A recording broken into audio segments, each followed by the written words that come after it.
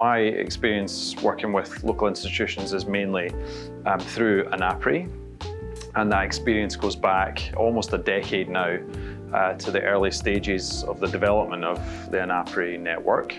And in its infancy, when it was just sort of thinking through what its membership would be and what its mission and objectives would be. So we watched that evolution happen over a period of 4 or 5 years.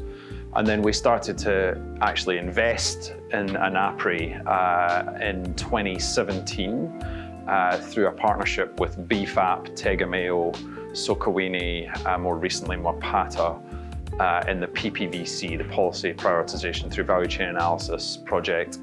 And part of the reason we invested in that subset of ANAPRI centres was because one day we hope to invest in ANAPRI as a full network. And that day came in late 2022 with the second phase of PPVC.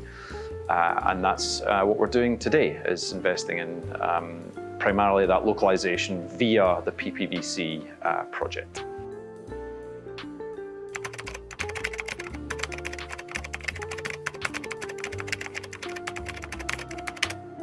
So the challenges and lessons are around capacity development, right? So we wanted to give ANAPRI the opportunity to develop and deploy very advanced analytical tools for supporting government efforts to prioritise the right policies, value chains and investments for driving food system transformation.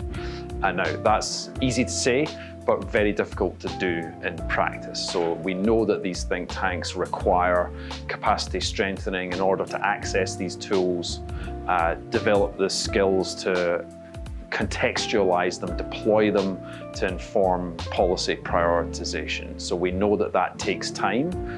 So that challenge of capacity development requires patience on the part of development partners, on the parts of governments, but we're seeing it bear fruit now. We're seeing the impact of those investments going all the way back to 2017, 2018, and then more recently when we've expanded it in 2022. So the key challenges really around capacity development and the time that that takes, but when it works, it's great. Yeah. So in terms of what I think Pan-African organisations like ANAPRI are doing right, is telling your story. So events like the stakeholder conference this week here in Dakar is a very good forum for ANAPRI to promote what its centres are, what they offer to governments in support of government policy agendas, and to really shine a light on this emerging technical capacity on the continent for supporting government efforts around their own agendas and figuring out what the right policies, investments, value chains are for achieving those food system objectives that governments have. So that is something that, as a Pan-African organisation, ANAPRI is doing well. Where it's still quite challenging is being demand responsive, and that means being very targeted with the types of analysis that ANAPRI brings to governments to help governments solve the policy problems that they are facing today. As a research organisation or a set of research centres, it's natural to take time over research generation and communication, but sometimes governments need answers tomorrow.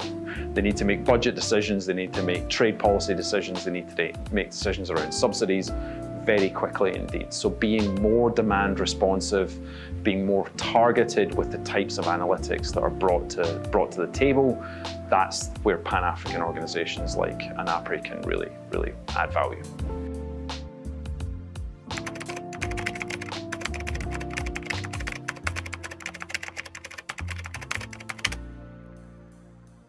So positioning, the ways that an organisation like ANAPRI can position itself to better attract resources is to really be a service provider. So respond to government requests, government demand, At times, there will be demand coming from the development partners. So, sometimes we will call upon ANAPRI partners, USAID will call on ANAPRI partners to inform decisions that we need to take as a development organization. But the real reason we're investing in ANAPRI is to enable the centres to be responsive to government demand. That's where the priority lies in terms of that analytical capacity. And we absolutely think that ANAPRI has a key role to play in being positioning itself as a service provider on analytics to governments.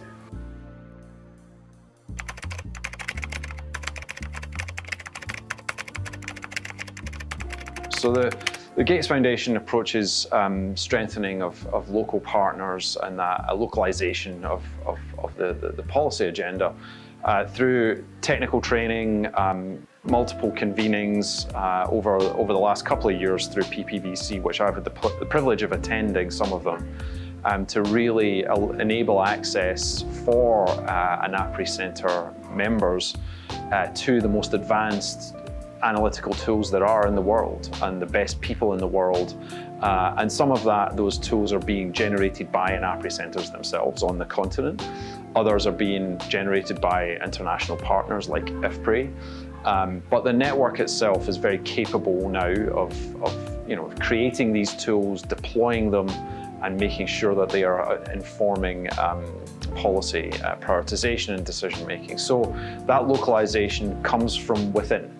Right, the partners learning from one another, sharing experience, sharing analysis, sharing data, running the stakeholder conference. These are all part of the bigger agenda of localization.